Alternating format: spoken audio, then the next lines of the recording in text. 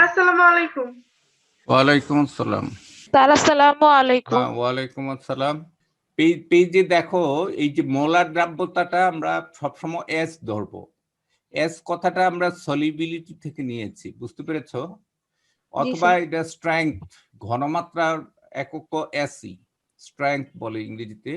আর এখানে সলিবিলিটি, এখানে এস দিয়ে বোঝায় দ্রাব্যতা। দ্রাব্যতার এককটা এখানে হলো মোল পার লিটার। এই মোলটা হলো দ্রবের ভর আর লিটারটা হলো দ্রবণের আয়তন। আচ্ছা, এখন দেখো এই প্রত্যেকটা গ্যাস পি এর মান এখানে এই যে দেখো এক একটার এক এক রকম। এস এর মান যদি কিউব হয় 2 আর 1 3, তাইলে এখানে পাওয়ার গুলো কিউব হয়ে গেছে দেখো।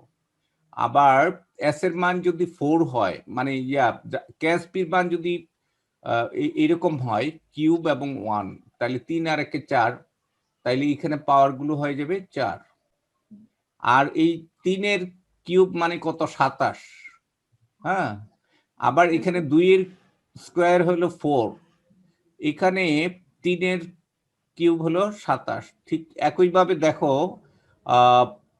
এই পাওয়ারের উপরে নির্ভর করে তোমার এখানে এস এর সাথে যে রাশিটা সহগটা, এটা কি হবে, বুঝতে পেরেছো? সাধারণত কেএসপি একক ছাড়া এখানে লেখা হয়। এই যে এখানে কি হয়েছে, একক ছাড়া লিখেছে, অ্যাকচুয়ালি একক আছে, বুঝতে পেরেছো? আচ্ছা, তোমরা এই পেজটা তো পড়বে, আগে আমি বলে রেখেছি অলরেডি। তো আমি পরের ইয়েতে যাই, স্লাইডে। আমরা আজকে পড়ব তোমার সম-আয়ন প্রভাব। সম-আয়নটা কি? সম-আয়নটা কালকের ক্লাসে আমি বলেছি যে একটা স্বল্পদ্রাব্য যৌগ দ্রবণে কি হয়? আয়নিত হয়। তো সিলভার ক্লোরাইড যদি দ্রবণে আয়নিত হয়, তাহলে সিলভার আয়ন আর ক্লোরাইড আয়ন হবে, তাই না? এখন আমি যদি ওই দ্রবণে, সিলভার ক্লোরাইডের দ্রবণে যদি আমি বাহির থেকে কয়েক ফোঁটা HCl যোগ করি, তাহলে আমি আরো ক্লোরাইড আয়ন যোগ করলাম না? জি স্যার। আচ্ছা, এই বিক্রিয়াটা তো উভয়মুখী বিক্রিয়া, তাইলে শুনো, এটা ব্যালেন্স অবস্থায় আছে। এখন যদি আমি বাহির থেকে ক্লোরাইড আয়ন যোগ করি, তাইলে এখানে ক্লোরাইড আয়নের ঘনমাত্রা কি হবে? বেড়ে যাবে না? বেড়ে গেলে তার দ্রাব্য আয়নিক গুণফলটা কি হয়ে যাবে? বেড়ে যাবে না? জি স্যার। কিন্তু আয়নিক গুণফল তো এটা ধ্রুবক। এটাকে ধ্রুবক রাখার জন্য কি হবে? কিছু ক্লোরাইড আয়ন আরো কিছু সিলভার আয়নের সাথে যুক্ত হয়, কি হয়ে যাবে? Silver chloride.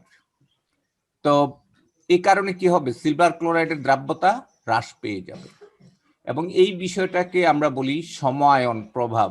অর্থাৎ একটা কমন আয়নের প্রভাবে কোনো একটা জিনিসের দ্রাব্যতা হ্রাস পাওয়ার বিষয়টাকে আমরা কি বলি? কমন আয়ন প্রভাব। এই যে দেখো, এখানে এই সংজ্ঞাটা দেয়া আছে।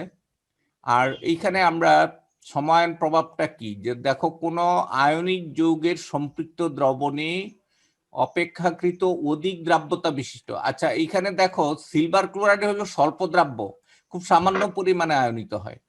আর HCl কি? পুরোপুরি আয়নিত হয়ে যায়, সম্পূর্ণরূপে আয়নিত হয়ে যায়। তাইলে দেখা যাবে যে দেখো HCl হাইড্রোক্লোরিক অ্যাসিড কি হয়? পুরোপুরি দ্রবণে আয়নিত হয়। তো এই কারণে দেখা যাবে যে দ্রবণে ক্লোরাইড আয়নের ঘনমাত্রা বেড়ে যাবে। আর তখন কি হবে? সিলভার এই ক্লোরাইড আয়নের ঘনমাত্রা স্থির রাখার জন্য কি হবে? কিছু ক্লোরাইড আয়ন, আচ্ছা আমি এখানে মনে করো এখানে সিলভার ক্লোরাইড যে আয়নিত হয়েছে, এইটার মনে করো 100টা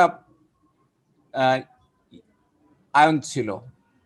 এখন বাহির থেকে যদি আমি 100টা আরো যোগ করি, তাহলে ভিতরের 100টা কি হবে? এইটার সাথে যুক্ত হয়ে যাবে। হ্যাঁ স্যার। বুঝতে পেরেছো? তখন কি হবে? সিলভার ক্লোরাইড অধক্ষিপ্ত হয়ে যাবে। ঠিক একইভাবে H2S দ্রবণে আয়নিত হয়, কি হয়? হাইড্রোজেন আয়ন এবং সালফাইড আয়ন তৈরি করে। এখন বাহির থেকে যদি আমি তার একটা সম-আয়নযুক্ত যৌগ যোগ করি, তো H2S এর সম-আয়ন কি হবে? HCl। এখন দেখো হাইড্রোজেন আয়নের ঘনমাত্রা বেড়ে যাচ্ছে না? বেড়ে গেলে কি হবে? ওই অতিরিক্ত হাইড্রোজেন আয়নগুলো আরো কিছু সালফাইড আয়নের সাথে বিক্রিয়া করে, বিক্রিয়াটা পেছনের দিকে সরে যাবে। যার ফলে হাইড্রোজেন সালফাইডের দ্রাব্যতা হ্রাস পাবে। ক্লিয়ার? আচ্ছা, এখানে এই সমায়ন প্রভাবের যে সংজ্ঞাটা, এটা একটু এই জায়গাটা একটু আমাকে পরে শোনাও। এটা হ্যালো, স্যার সমায়ন প্রভাব বা কমায়ন প্রভাব। এখানে কমন আচ্ছা আচ্ছা কমন আয়ন প্রভাব, ঠিক আছে? ইংরেজিতে হলো কমন কথাটা আর কি, সম আয়ন মানেই হলো কমন আয়ন। সেম। হ্যাঁ হ্যাঁ আচ্ছা, বুঝতে পারছি। হ্যাঁ, এটা একটু পরে শোনাও আমাকে। কোন আয়নিক যৌগের সম্পৃক্ত দ্রবণে অপেক্ষাকৃত অধিক দ্রাব্যতা বিশিষ্ট অপর একটি সম আয়ন যুক্ত আয়নিক বা পোলার যৌগ যুক্ত করলে প্রথম যৌগটির দ্রাব্যতা হ্রাস পায়, ফলে দ্রবণে প্রথম যৌগটির অধঃক্ষেপ পরে বা বিয়োজন মাত্রা হ্রাস পায়।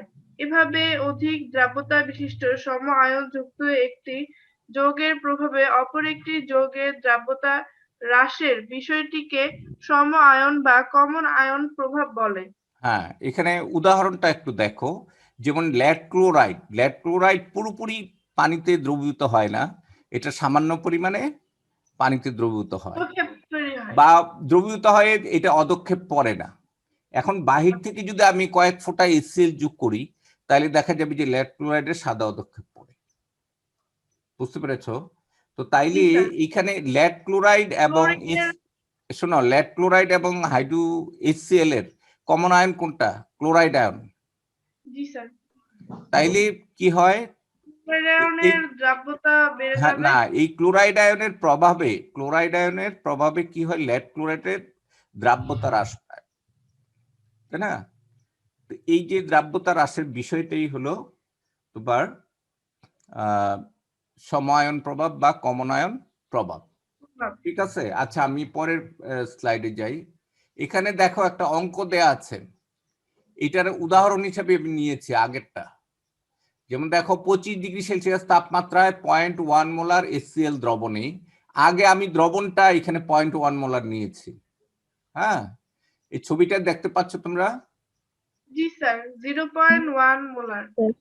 হ্যাঁ, তাইলে এইটা আমি 0.1 মোলার HCl এর মধ্যে আমি কি করেছি? লেড ক্লোরাইডটা দ্রবীভূত করেছি। তো এখন দেখো, আমার শুরুতে লেড ক্লোরাইড এখানে দ্রবীভূত করলে লেড ক্লোরাইড প্রথমে তো এটা আয়নিত হবে না, এটা ছিল 0, আবার এইটাও 0। এখন মনে করো এইটার এক অণু থেকে S মোল কি হলো? পরিবর্তন হলো। এই জন্য আমি বলছি এখানে দেখো শুরু, এটাকে আমরা বলি I, এটাকে আমরা বলি I চেঞ্জ। আপনি কোনটার কথা বলতেছেন? এই যে এই জিনিসটা একটু দেখো, আচ্ছা স্যার। এটা একটু দেখো। আমরা যখন লেড ক্লোরাইড এই পাত্রের মধ্যে যোগ করব, তাইলে প্রথমেই কি এটা আয়নিত হয়ে যাবে? না স্যার। হবে না। প্রথমে তাইলে এই দ্রবণের মধ্যে লেড আয়নের পরিমাণ 0 ছিল, ক্লোরাইড আয়নের পরিমাণও 0 ছিল। মনে করো এখানে HCl ছিল, লেড ক্লোরাইড আমি তখনও যোগ করি নাই। হ্যাঁ, তাইলে এই দ্রবণে লেড আয়নের শুরুতে কি ছিল? লেড আয়নের পরিমাণ 0 ছিল, ক্লোরাইড আয়নের পরিমাণও 0 ছিল। 0 ছিল। এখন কিছুক্ষণ পরে দেখা গেল যে তার S মোল মাইনাস হয়ে গেছে, এখান থেকে S মোল চেঞ্জ হয়ে গেছে, পরিবর্তন হয়ে গেছে। তাইলে এইটার কি? এইটার 1 মোল হইলে এইটার তো 1 মোল হয়, এটা 2 মোল হয়। তাইলে এইটা কি তৈরি হবে? প্লাস S মোল, এটা তৈরি হবে প্লাস টুয়াইস S মোল, তাই না? তো তাইলে এই রাশিগুলো আমার তো দরকার শুধু এই জায়গাটা, তাই না? আয়নিক গুণফল বের করার জন্য আমার দরকার শুধুমাত্র এই আয়নগুলোর মোলার ঘনমাত্রা। স্যার এটা তো আমি দ্রবণে দেই নাই। কোনটা? না দেওয়ার পর আমার তো প্রথমে এটা ছিল প্রথম অবস্থা, মানে স্টার্টে যখন আয়নিত হয় নাই, এটাকে আমরা বলি I। আর যখন আয়নিত হচ্ছে তখন এটাকে আমরা বলি চেঞ্জ, পরিবর্তন, C। আর সাম্যাবস্থায় যখন এটা পরিবর্তিত হয়, সাম্যাবস্থায় উপনীত হয়, সেটাকে আমরা বলি E। এটাকে বলা হয় ICE চার্ট। I মানে ইনিশিয়াল, C মানে চেঞ্জ, ই মানে ইকুইলিব্রিয়াম, বুঝতে পেরেছ? এখন আই আই অবস্থায় খালি বিক্রিয়ক ছিল কিন্তু উৎপাদের পরিমাণ ছিল 0। সি হলো এগুলো এর কি পরিমাণ চেঞ্জ হয়েছে।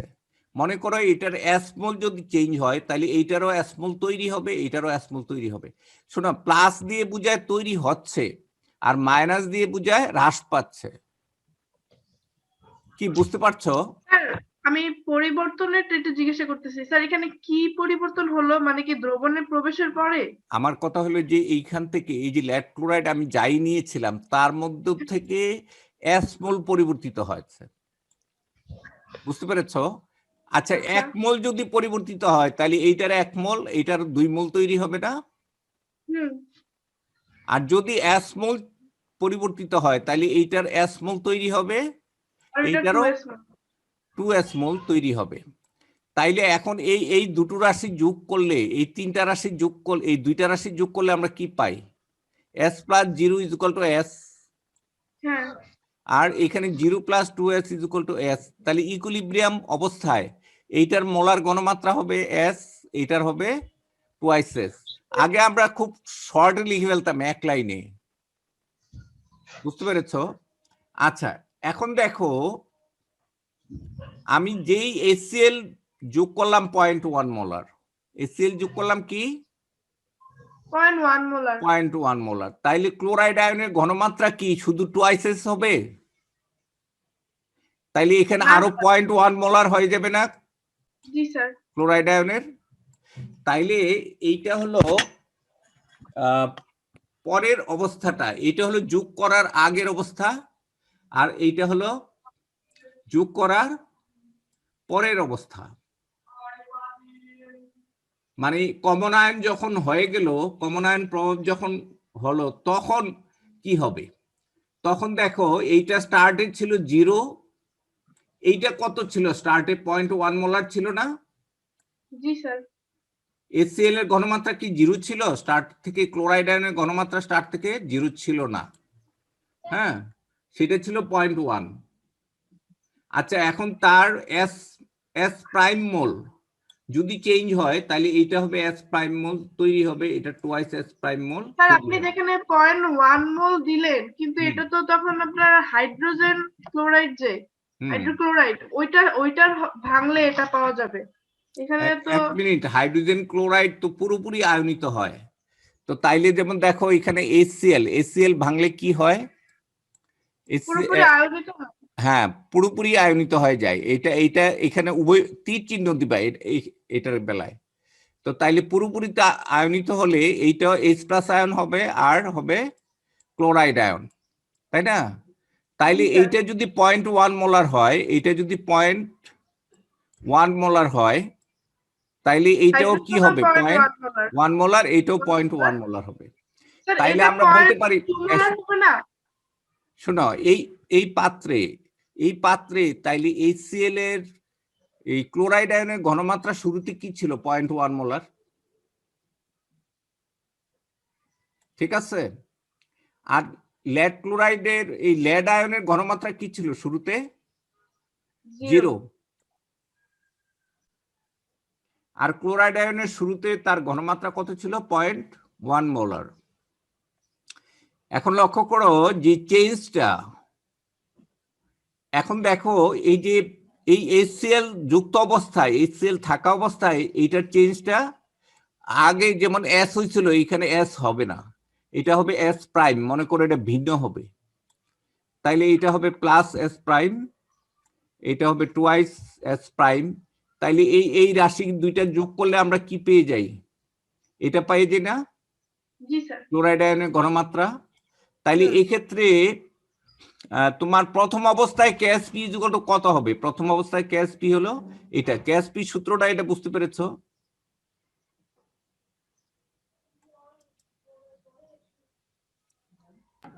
স্যার একটা কোশ্চেন ছিল। হ্যাঁ বলো। এখানে মানে প্রথম অবস্থায় স্যার এস, এরপরে স্যার এস প্রাইম, আরেকবার বলতেন যদি। শোনো, এইখানে প্রথম অবস্থায় তো আমি HCl যোগ করি নাই, এইটা হলো একেবারে ফ্রেশ লেড ক্লোরাইড, এখানে কোনো কমন আয়ন নাই। বুঝতে পেরেছো? কিন্তু হ্যাঁ, আমি স্যার। যখন এই HCl আগে পাত্রের মধ্যে নিয়ে রাখবো, তাহলে আগে থেকে ক্লোরাইড আয়নের ঘনমাত্রা কি 0.1 হবে না? হ্যাঁ, স্যার। আর এইটার ঘনমাত্রা কি হবে? 0 হবে। জি, স্যার। আচ্ছা, এখন এই ক্লোরাইড আয়ন বাহির থেকে যোগ করলে এটা কি আগের মতো আয়নিত হবে?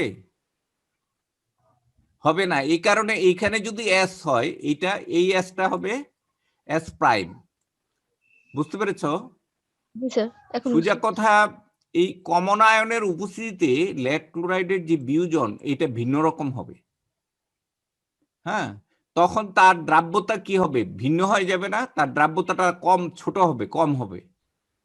এই এই কমন আয়নের প্রভাবে কি হবে? তার দ্রাব্যতা কমে যাবে। তাহলে কমটা আমি ধরে নিলাম S প্রাইম। তাইলে চেইন যদি S প্রাইম হয়, তাইলে এটা তৈরি হবে S প্রাইম, আবার এটা হবে 2S প্রাইম। ঠিক আছে? এখন দেখো, এগুলো যোগ করে আমি পাচ্ছি এইটার ঘনমাত্রা, এই লেড আয়নের ঘনমাত্রা পেয়ে যাচ্ছি। তারপরে আমি ক্লোরাইড আয়নের ঘনমাত্রা পেয়ে যাচ্ছি। এইটা হলো ক্লোরাইড আয়নের ঘনমাত্রা, আর এটা হলো লেড আয়নের ঘনমাত্রা। আচ্ছা, তাইলে স্টার্টে তো ক্যাসপি দেয়া আছে, ক্যাসপি এর মান দেওয়া আছে। দেয়া আছে। তাইলে প্রথম অবস্থায় ক্যাসপি সূত্রটা কি? ক্যাসপি ইকুয়াল টু এইটা। হ্যাঁ, শোনো, এই সূত্রটা সব জায়গায় একই হবে। এই সূত্রটা কি হবে সব জায়গায়? এই লেড একই হবে। ক্লোরাইডের ক্ষেত্রে একই হবে। মানে এই ক্ষেত্রে যা হবে সূত্র এখানেও তাই হবে। আচ্ছা, এখানে এই প্রথম, সূত্র তো সব জায়গায় একই হবে না? হ্যাঁ, সূত্র একে হলো, দ্রাব্যতার মান তো ভিন্ন। এই অবস্থায় তার দ্রাব্যতা একরকম হবে, এই অবস্থায় তার দ্রাব্যতা আরেক রকম হবে। ক্লিয়ার? জি হ্যাঁ, স্যার। স্যার। আচ্ছা, এই ছবিটা দিয়ে কি বোঝায়? যে লেড ক্লোরাইড আমি যোগ করছি 0.1 মোলার HCl দ্রবণে। তাইলে এই দ্রবণে আগে 0.1 মোলার কি ছিল? ক্লোরাইড আয়ন ছিল। 0.1 মোলার কি আয়ন ছিল? ক্লোরাইড আয়ন ছিল। তো এখন দেখো, প্রথম অবস্থায় তার যে ক্যাসপি, এটার মান হলো 4s কিউব। তো 4s কিউবের মান কত? এইটা না? জি, স্যার। এই যে এই s এর মান আমরা বের করে ফেলতে পারি না? এই সূত্র তো আমরা আগে করছি। জি হ্যাঁ, স্যার। আচ্ছা, এইবার দেখো 0.1 মোলার HCl দ্রবণের লেড ক্লোরাইডের মোলার দ্রাব্যতা আমরা ধরে নিচ্ছি S প্রাইম। তাইলে এই ক্ষেত্রে ক্যাসপি ইকুয়াল টু কি হবে? এই যে সূত্রটা দেখছো, এখানে ক্লোরাইড আয়নের ঘনমাত্রা হলো 0.1 প্লাস 2s S প্রাইম। কি এটা কি বুঝতে পেরেছো? এই জায়গাটা, এই জায়গাটা মানে এইটা না? জি, স্যার। ক্লোরাইড আয়নের ঘনমাত্রা সাম্য অবস্থায় হলো 0.1 প্লাস 2s S প্রাইম। এখানে আর সূত্রের স্কোয়ার, ওই যে স্কোয়ারটা, তাই না? হ্যাঁ, স্যার। আচ্ছা, তো তাইলে এটাকে আমি যদি এরকম করি, তাহলে এটা হবে। এখন তাইলে দেখো, এই যে দ্রাব্যতার মান S এর মান খুবই ছোট না? হ্যাঁ, S স্যার। এর মান খুবই ছোট রাশি। আবার S প্রাইম তাইলে কি হবে? আরো ছোট হবে না দ্রাব্যতার হ্রাস পেলে? হ্যাঁ। তাইলে এই কারণে 0.1 এর তুলনায় এই রাশিটাকে বাদ দেওয়া যায়, উপেক্ষা করা যায় এটাকে। যেহেতু এটা বর্গ করলে কি হবে? এইটার যে বর্গ রাশি আছে S এর যে S স্কোয়ার, এটা আরো ছোট হয়ে যাবে। S তো ছোট, S স্কোয়ার কি হবে? আরো ছোট ছোট। রাশি হয়ে যাবে। তো তাইলে আমরা কি করতে 0.1 প্লাস 2s কে আমরা কি ধরতে পারি? 0.1 0.1। ধরতে পারি। এই কারণ হলো এটা বর্গ করলে কি হবে? S স্কোয়ার একটা রাশি পাওয়া যাবে না? হ্যাঁ, স্যার। S স্কোয়ারের মান আরো ছোট হয়ে যাবে। এই কারণে 0.1 প্লাস 2s কে আমরা 0.1 ধরে, এই যে এখানে দেখো এইটার মান তাহলে S into 0.1 whole 2s square. Prime কে কি আমরা তাহলে 0 ধরলাম? হ্যাঁ, স্যার 2s প্রাইম কে কি আমরা তাহলে 0 ধরলাম? হ্যাঁ, একটা শূন্য, এই যে 0 1 কে আমরা জিরো জিরো হিসাবে কাউন্ট করতে পারি, হ্যাঁ স্যার। মানে ক্ষুদ্র রাশি বলে, বুঝতে পেরেছো? আচ্ছা 0.1 কে যদি আমি বর্গ করি, এদিকে দেখো 0.01, এটাকে স্কোয়ার করলে কত হবে? এটা কি বড় হবে না ছোট হবে? ছোট হবে। ছোট হয়ে যাবে না? এটা আরো দুইটা পয়েন্ট, এখানে আরো 0.01 হয়ে যাবে, তাই না?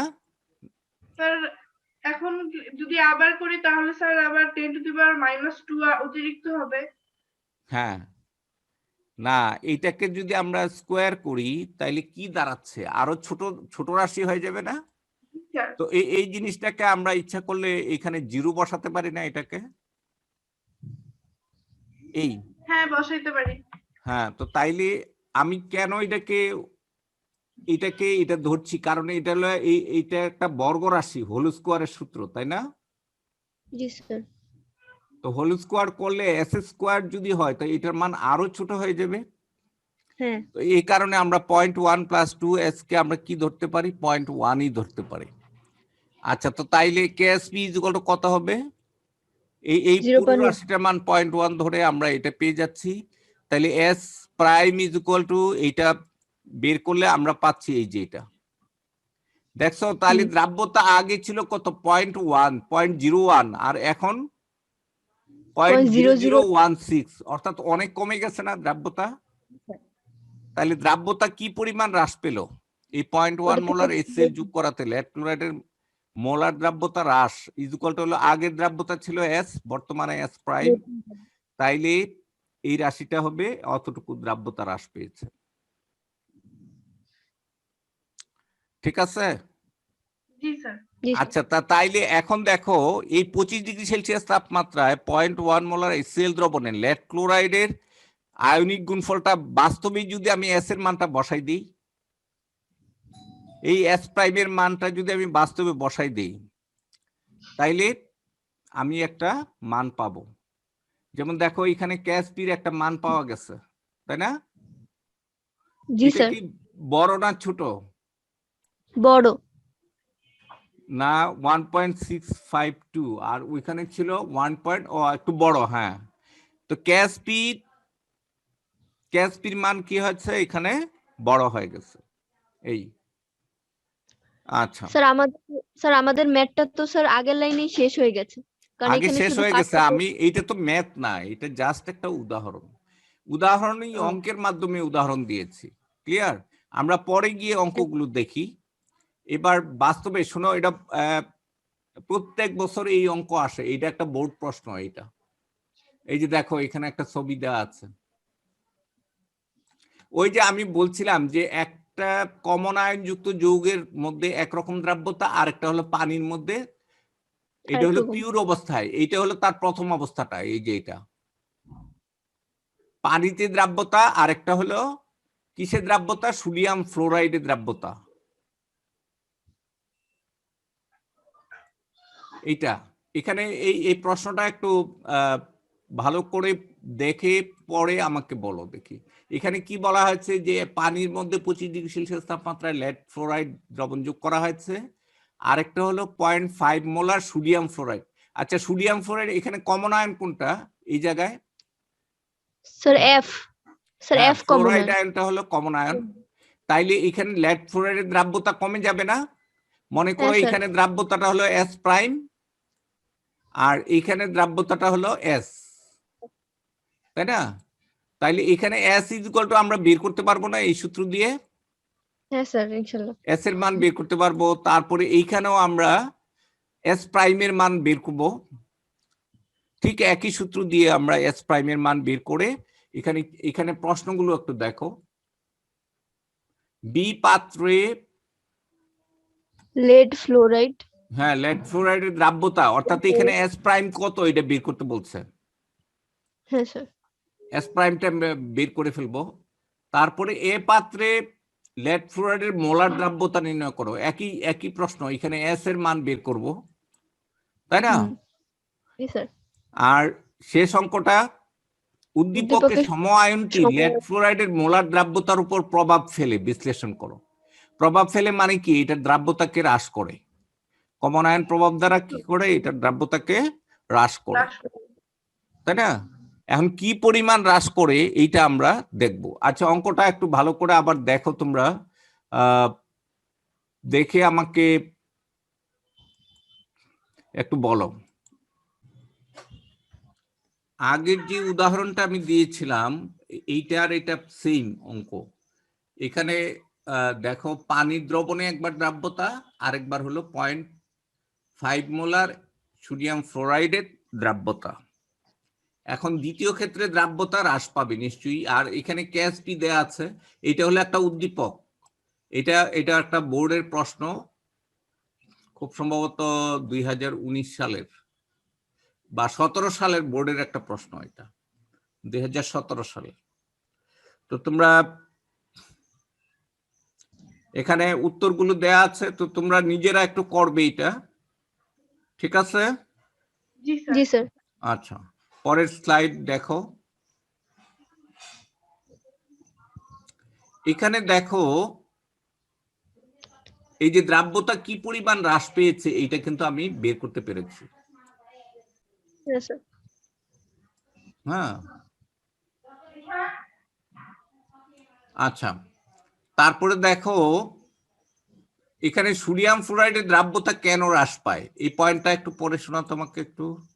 এটা সোডিয়াম ফ্লোরাইড দ্রবণে লেড ফ্লোরাইড এর মৌলের দ্রাব্যতা হ্রাস পাওয়ার কারণ হলো সোডিয়াম ফ্লোরাইড দ্রবণে থাকা সমায়ন তথা 0.5 মোলার ফ্লোরাইড আয়নে প্রভাব।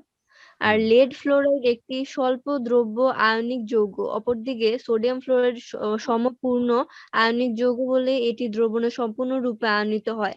হ্যাঁ, তাই লেড ফ্লোরাইড সম্পৃক্ত দ্রবণে কয়েক ফোঁটা সোডিয়াম ফ্লোরাইড দ্রবণ যোগ করলে উভয় যৌগে এফ আয়ন বিদ্যমান থাকার কারণে আচ্ছা, দ্রবণে এটাকে আমরা পড়বো fluoride ion, fluoride fluoride ion. হ্যাঁ, ফ্লোরাইড আয়ন বিদ্যমান থাকার কারণে দ্রবণে ফ্লোরাইড আয়নের মোলার ঘনমাত্রা বৃদ্ধি পায় এবং লেড ফ্লোরাইড এর আয়নিক গুণফল এর দ্রব্যতার গুণফলকে অতিক্রম করে। বুঝতে পেরেছো? আচ্ছা, এখানে ব্যাপার হচ্ছে লেড ফ্লোরাইডের যে দ্রাব্যতা গুণফলটা, এটার মান বেড়ে যায়। বুঝতে পেরেছো? জি তো স্যার। দ্রাব্যতা গুণফল বেড়ে গেলে কি হবে, তার আয়নিক গুণফলটা দ্রাব্যতা গুণফলকে ওভারকাম করে, তাহলে এটা অতিরিক্ত দ্রবণ হয়ে যাবে না? হ্যাঁ অর্থাৎ স্যার। হ্যাঁ, অতিরিক্ত হলে অতিরিক্তটা কি হবে, আয়নিত হয়ে যাবে, হুম। তাই না? আচ্ছা, এখানে শোনো, এই প্রশ্নটা হলো 4 নম্বর থাকে, যে এখানে কিভাবে ফ্লোরাইড আয়ন কি করে তার এই যে তোমার লেড ফ্লোরাইডের দ্রাব্যতার উপরে ইন্টারফেয়ার করে, ওইটা ব্যাখ্যা করতে বলছে। যেহেতু এখানে ব্যাখ্যা করতে বলছে, এই জন্য 4 নম্বরের উপযোগী উত্তর এখানে পয়েন্ট আকারে আমি লিখে রাখছি। বুঝতে পেরেছো? এখানে হ্যাঁ কি স্যার। পরিমাণে দ্রাব্যতা হ্রাস পায় এটা তো আমি একবার বের করেছি। বের করার পরে আবার কেন দ্রাব্যতা হ্রাস পেল এইটা আমি ব্যাখ্যা করেছি এই পয়েন্টগুলো দিয়ে, তাই না? তো এখানে জি স্যার। কমন আয়ন হয়, কমন আয়নটা হলো ফ্লোরাইড আয়ন। ফ্লোরাইড আয়নের যেহেতু সোডিয়াম ফ্লোরাইড একটা আয়নিক যৌগ, এটা কি হবে, 100% আয়নিত হয়ে যাবে। তো তাইলে দ্রবণে ফ্লোরাইড আয়নের ঘনমাত্রা বেড়ে যাবে, তাই না? তো জি স্যার। তাইলে ওই স্যার, প্রশ্নের উত্তরটা কি আছে? কি স্যার 2 নম্বর প্রশ্নের উত্তর।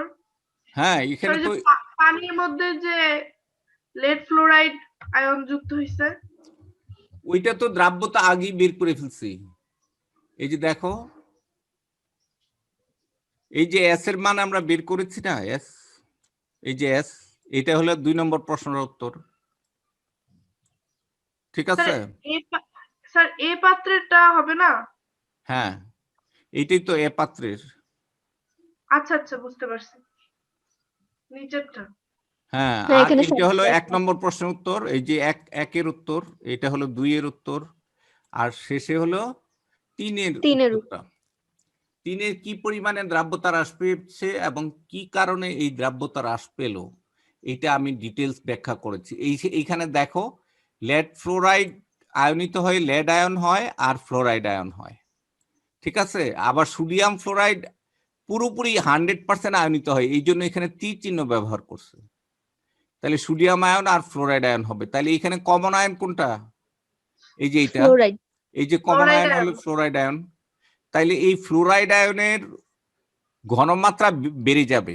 তাহলে এই ঘনমাত্রা বৃদ্ধিটাকে হ্রাস করার জন্য কি হবে? কিছু ফ্লোরাইড আয়ন স্থির রাখার জন্য আর কি, মনে করো এখানে 2 মোল ফ্লোরাইড আয়ন ছিল, তাইলে এইটা যুক্ত হলে 3 মোল হয়ে যায় না? হ্যাঁ স্যার। কিন্তু এই দ্রবণে 2 মোলের বেশি থাকবে না, তাইলে কি হবে? 1 মোল লেডের সাথে যুক্ত হয়ে লেড ফ্লোরাইড হয়ে যাবে। আচ্ছা, এখানে লেড ফ্লোরাইডটা ছিল সলিড, তার কিছু অংশ আয়নিত হয়েছে। আর এটা অ্যাকুয়াস মানে কি? এটা দ্রবণে সম্পূর্ণরূপে আয়নিত হয়ে গেছে। স্যার অ্যাকুয়াস মানে তো জলীয়। হ্যাঁ, অ্যাকুয়াস হওয়া মানে কি? এইটা সম্পূর্ণরূপে দ্রবণে চলে যায়, আর এটা সম্পূর্ণরূপে দ্রবণে যায় না, এটা কিছু অংশ আয়নিত হয়। এই জন্য এটাকে আমরা বলি স্বল্প দ্রাব্য, আর এটা হলো সম্পূর্ণ দ্রাব্য। ক্লিয়ার? তো তোমরা এই ব্যাখ্যাটা একটু পড়বে। ক্লিয়ার? আচ্ছা, আরেকটা জিনিস দেখো, এখানে গাণিতিক সমস্যাটা আরেকটু দেখো, এটা একটু পরে শোনাও। এই গাণিতিক সমস্যাটা আগে একটু দেখো, এটার উত্তরও আমি করে রাখছি। এটা করে এখন কি করতে পারবে এটা? আচ্ছা, তোমরা কি এই অঙ্কটা করতে পারবে? 500 ml সম্পৃক্ত দ্রবণে এত গ্রাম ফেরিক হাইড্রোক্সাইড দ্রবীভূত থাকলে ফেরিক হাইড্রোক্সাইডের দ্রাব্যতা গুণফল নির্ণয় করো। পারবে? ফেরিক হাইড্রোক্সাইড কিভাবে ভাঙে? এখানে ডাব্লিউটা দেওয়া আছে, এটা কি দেওয়া আছে বলো দেখি? ডাব্লিউ। ডাব্লিউ মানে ওয়েটটা দেওয়া আছে। আর এইটার আণবিক ভর কেমনে বের করবো? এটার এম পারবো না? এম বের করলে এম ইকুয়াল টু কি হবে? এখানে আয়রনের ভর হলো 56 দিয়ে রাখছি, তারপর হাইড্রোক্সাইডের ভর হলো 17, 3 17 51 আর 56 মিলে এই এম পেয়ে যাব, তাই না? স্যার এখানে তো ভাঙবো যে স্যার Fe প্লাস OH, এইভাবে ভাঙবো না স্যার? হ্যাঁ, Fe প্লাস এটার ভাঙানোর ব্যাপারটা আমি আগে দেখিয়েছি তোমাদের। এই যে এই চার্টটা আমি বলছিলাম, যে চার্টটা এখানে দেখো ফেরিক হাইড্রোক্সাইড আছে কিনা। এই যে এটা দেখো, এই বিক্রিয়াটা কি এটা? তো তাইলে এইখানে তার দ্রাব্যতা গুণফল বের করার যে সূত্রটা, সেইটা হলো এটা হলো KSP। তাইলে এই মানগুলো যদি আমি বসাই দিতে পারি, এখানে ফেরিক আয়নের মান কত হবে, এটার মান কত হবে, এগুলো বসাই দিয়ে আমরা এটা করে ফেলতে পারি। এস এর মানটা কত? আচ্ছা, মোলার দ্রাব্যতাটা কি? মোলার দ্রাব্যতাটা হলো N by M by W, MV by W. Molar দ্রাব্যতাটা আর মোলারিটি একই জিনিস। এখানে দেখো এস ইজ ইকুয়াল টু কি হবে? এস ইজ ইকুয়াল টু হবে ডাব্লিউ বাই এমভি, এত মোল পার লিটার। ক্লিয়ার? তাহলে এখানে ডাব্লিউ এর মান বের করে এই এস এর মান আমরা পেয়ে যাই, তাহলে ওই সূত্রের মধ্যে আমরা এস এর মান বসাই দিলেই তো তার দ্রাব্যতা গুণফল পেয়ে যাব।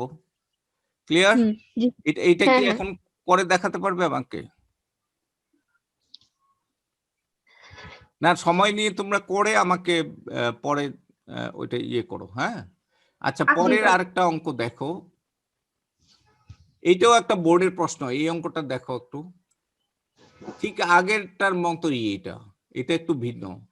এই নিয়মের অঙ্কগুলো প্রতি বছরই বোর্ড পরীক্ষায় থাকে।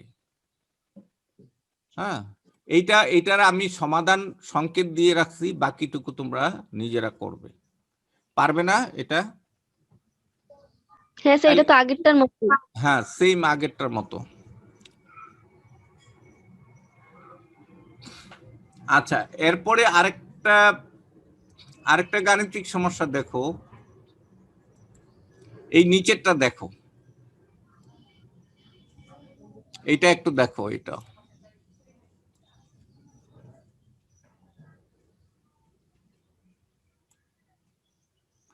এটা পারবে কিনা? সিলভার ক্লোরাইডের কি দেয়া আছে? গুণফল দ্রাব্যতা ক্যাসপি দেয়া আছে। হ্যাঁ তারপরে 0.1 মোলার সোডিয়াম ক্লোরাইড দ্রবণে, তাইলে এখানে এইটা হবে, এখানে সোডিয়াম ক্লোরাইড হবে। হ্যাঁ স্যার। তাহলে ওই দ্রবণে তার দ্রাব্যতা গুণফল নির্ণয় করো, তার দ্রাব্যতা নির্ণয় করো, দ্রাব্যতা গুণফল না, দ্রাব্যতা মানে এস প্রাইমটা নির্ণয় করো। এটা হলো এস প্রাইম। প্রাইম। আর এখানে মজার ব্যাপার হলো এই অঙ্কটা জটিল হয়ে যাবে, এটার বর্গ না করে আমরা কি করব, এই পুরো রাশিটাকে, যেহেতু এস এর মান খুবই ছোট, স্যার এই জন্য আমরা 0.1 রাখবো। হ্যাঁ এস এর মান 0.1 কেন ছোট হবে? দেখো ক্যাসপির মান যদি ছোট হয় তাহলে এস এর মান তো আরো ছোট হবে। এটা বর্গমূল করব না আমরা, জি স্যার। বর্গমূল বা কিউব রুট বা যাই করি, তাহলে ওই রাশিটা আরো ছোট হয়ে যাবে। এই কারণে এস তোমার এস প্রাইমের মান তার চেয়েও ছোট হবে, এস এর চেয়েও ছোট হবে, এস এর চেয়ে এস প্রাইমের মান কি হবে, আরো ছোট হবে। তো এই কারণে আমরা কি, জি স্যার। হ্যাঁ তোমরা এই অঙ্কগুলো কি আজকে কি এই নিয়মগুলো বুঝতে পেরেছো? শোনো, হ্যাঁ স্যার এটা বুঝতে পারছি। বইয়ে কিন্তু এত সহজভাবে কিছুই নাই। আমি একটা নতুন নিয়ম, যেটা ইন্টারন্যাশনালি অ্যাপ্রুভড, মানে অনলাইনে যত অঙ্ক আছে সবগুলো এই যে শুরুটাকে বই, স্যার আমরা কি এই দুইটা জিনিস করে নিব না? হ্যাঁ এই দুইটা জিনিস এবার আগে স্যার করে আপনি নিবে। যেখানে as প্লাস 2s তারপরে as 2s দিছেন, এই জিনিসগুলো তো আমরা করব। হ্যাঁ করে আমরা ওইখান থেকে সূত্রটা পেয়ে যাব। এইটাকে সংক্ষেপে তুমি এইভাবে লিখতে পারো ICE। স্যার মাহবুবা মনে হয় জয়েন দেওয়ার চেষ্টা করছে, আপনি মনে হয় ওকে নিতেছেন না। না নিয়েছি ICE। এটাকে আমরা সংক্ষেপে কি লিখবো, কথায় না লিখে ICE। ক্লিয়ার? এটাকে আমরা জি কি স্যার। লিখবো, ICE। এটা এই জিনিসটা সংক্ষেপে লেখার পদ্ধতি হলো এটা। তোমরা কোনো বইয়ে ওইভাবে এত সাজানো ভাবে ওগুলো পাবে না। এই অঙ্কগুলো বেশ জটিল, সবাই পারে না। আর এই নিয়মের অঙ্কগুলো এই তোমার কমনায়ন প্রভাব থেকে প্রতি বছরই অঙ্ক থাকে সব পরীক্ষায়। স্যার আমাদের অধ্যায় তো 6টা প্রথম পত্রে, তাই না? পাঁচটা। স্যার এই 5টা অধ্যায় থেকে আপনার 8টা অঙ্ক আসে। হ্যাঁ 5টা অধ্যায় থেকে অন্তত মিনিমাম 5টা অঙ্ক থাকে। হয়তো 8টার মধ্যে হয়তো 3টার অঙ্ক থাকবে না, আর বাকিগুলোর অঙ্ক থাকবে। বুঝতে পেরেছো? তো তাইলে এই যে এই অধ্যায়ের থেকে এই যে দ্রাব্যতা গুণফল, আয়নিক গুণফলের অঙ্ক মাস্ট থাকবেই। বুঝতে পেরেছো? অতএব এগুলি খুবই ইম্পর্টেন্ট। তারপরে ওই যে হাইড্রোজেন বর্ণালীর অঙ্কগুলো করালাম না, ওইগুলো হ্যাঁ স্যার। থাকবে। আচ্ছা তাহলে এখান থেকে 2টা প্রশ্ন থাকে, 2টা এবং 2টা অঙ্ক থাকে। অতএব তোমরা ভালো করে 2-3টা চ্যাপ্টার পড়লেই ভালো মার্কস পেয়ে যাবে। তো তোমরা এই অঙ্কগুলো একটু করবে, এটা এই গাণিতিক সমস্যাটা।